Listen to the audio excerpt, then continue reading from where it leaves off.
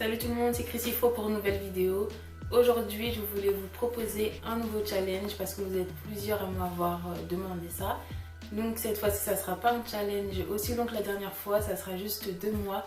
Et l'objectif, c'est juste d'avoir tout le temps, enfin la plupart du temps, une coiffure protectrice comme celle-ci.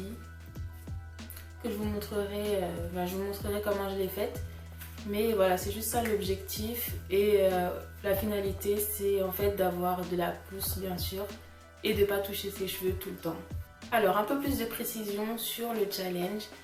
Alors ne pas laisser ses cheveux à l'air longtemps, donc essayer d'avoir une coiffure pendant au moins une semaine voire plus et d'avoir le moins possible ses cheveux à l'air.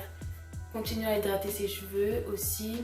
Concernant les coiffures, essayez de ne pas faire des coiffures trop serrées, des coiffures qui vont casser vos cheveux ou qui vont les abîmer. Alors prenez une photo le premier jour du challenge, de votre longueur, de votre volume, comme vous voulez. C'est juste pour avoir une trace de ce que vos cheveux étaient avant et pour comparer ensuite à la fin du challenge. Alors pendant le challenge, ne mesurez pas vos cheveux, vous pouvez prendre des photos si vous voulez pour voir un petit peu les coiffures que vous avez faites. Mais ne mesurez pas vos cheveux. On va avoir la surprise à la fin. Donc voilà, cette fois-ci, c'est un challenge qui est très simple. C'est juste des coiffures protectrices pour éviter de toucher ses cheveux tout le temps et pour voir peut-être de la longueur. Bon, au bout de 2 mois, vous n'aurez pas non plus 10 cm de plus, mais c'est toujours ça de prix. Donc voilà, pour moi, j'ai pris une durée de 2 mois.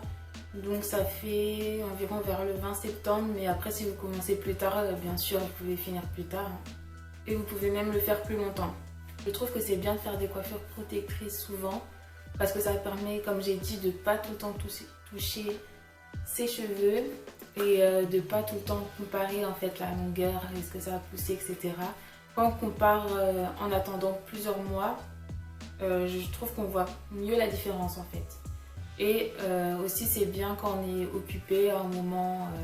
on est plus occupé que d'habitude, c'est bien parce qu'on n'a pas besoin de faire une coiffure tous les jours. En tout cas, c'est quelque chose qui m'a bien aidé à avoir de la longueur, je pense. Donc voilà, dites-moi en commentaire si vous participez au challenge. Si vous avez aimé la vidéo, mettez-moi un like et n'oubliez pas de la partager et de vous abonner. Salut!